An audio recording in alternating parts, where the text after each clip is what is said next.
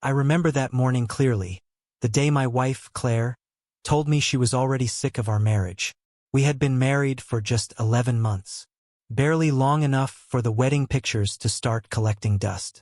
She stood by the kitchen counter, coffee mug in hand, scrolling through her phone like she had somewhere better to be. I asked her if she was okay. She sighed and said, "I don't know, Ethan.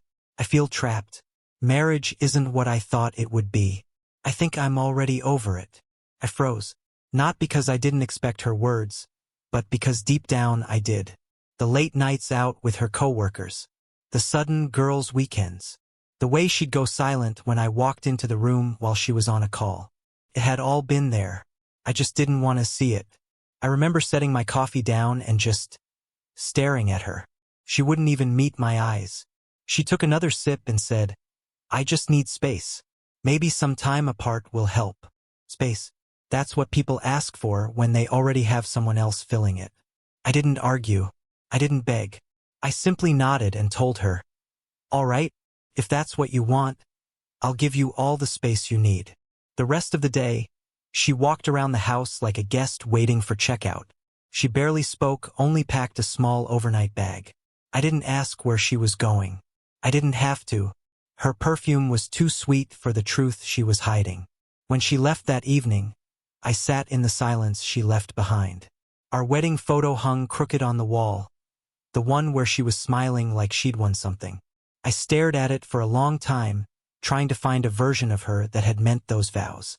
That night I couldn't sleep. Every sound in the house felt foreign, like it belonged to a place that was no longer mine. At 2 a.m., I checked her Instagram. A new story was up. She was out, laughing, drink in hand, with someone's arm around her shoulders. Not a girlfriend's arm. That was my answer. The next morning, I woke up strangely calm. No shouting, no throwing things, no drama. Just clarity. I made coffee, opened our closet, and started packing her things. One by one. Her dresses, her makeup bag, her shoes, even the ones she said were too expensive to touch.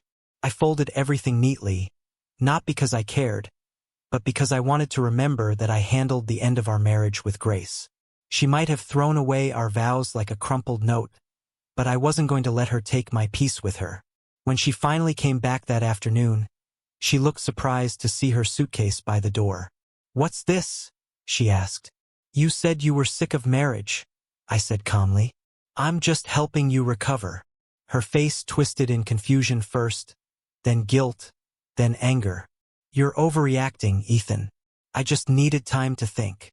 "Then think somewhere else," I replied, "because I've done enough waiting for someone who already checked out." She opened her mouth to argue, but I pointed to her phone still in her hand. "Tell me," I said quietly, "is he worth it?" Her silence was the confession. I didn't need proof. The way she looked away was proof enough. I walked to the front door, opened it and said, "Claire, you wanted space. Here it is." For a moment, I thought she might cry, or apologize, or say something real. Instead, she rolled her eyes, grabbed the suitcase handle and said, "You'll regret this. Maybe, but not today." She left without looking back. When the door closed behind her, the silence felt heavier than before, but not painful anymore. Just empty, like a room after a storm, things still standing but never quite the same. I sat down at the table, staring at the ring she had taken off last week and left beside the sink. For months, I told myself she'd come around, that the distance was just a phase. But the truth was simpler. I was the only one still fighting for something already gone. The next few days passed quietly. I went to work, came home, and didn't bother checking my phone. Her messages came in waves. First angry, then guilty, then nostalgic. "You didn't even fight for me. Don't you care what happens to us? We can fix this if you just listen." I didn't reply, not out of spite, but because I finally understood that love shouldn't require constant begging. A week later, I saw her again. Not in person, but online. Someone tagged her in a photo. She was out at a rooftop bar, smiling with a man whose hand rested a little too comfortably on her waist. That's when it clicked.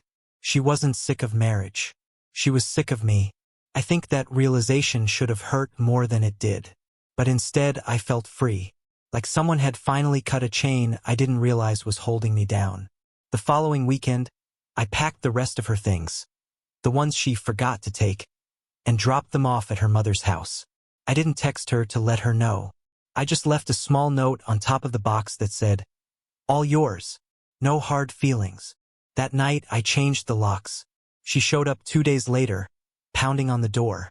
Her voice was sharp, angry, desperate. "You can't just lock me out of my own house." I opened the door halfway. "Our house," I corrected her. "But not anymore." She laughed bitterly. "You think this makes you the bigger person?" "No," I said. "It just makes me done." She stared at me like she didn't recognize the man standing in front of her. And maybe she didn't, because for the first time since we'd met, I wasn't the one trying to fix what she broke. Her eyes softened a little then. "Ethan, I didn't mean for things to end like this." I nodded. "Neither did I. But sometimes, endings are the only way to start over." She hesitated, like she wanted to say more, but instead just whispered, "Goodbye." When the door closed this time, it stayed closed. Over the next few weeks, I focused on things I had forgotten about. Friends, running, music, sleep. I realized how much space she had occupied in my mind, even when she wasn't there. Slowly, that space became mine again. A few months later, I heard she had moved in with the same man from the rooftop picture. It didn't surprise me, but what did surprise me was how little I cared. The anger, the jealousy, they were gone. All that was left was relief. One evening, while cleaning out my desk, I found the vows she had written on our wedding day. "No matter what life throws our way, I'll always choose you," it said. I smiled faintly, folded the paper, and dropped it into the trash. Choosing someone should never mean losing yourself. Now, when people ask if I'm single, I don't say I'm divorced or heartbroken. I just say I learned what love isn't. Because love isn't supposed to feel like walking on eggshells. It isn't checking phones or guessing moods or begging for attention. Love is choosing each other every day, even when it's not convenient. She stopped choosing me long before she said she was sick of marriage. All I did was give her what she wanted and gave myself what I deserved.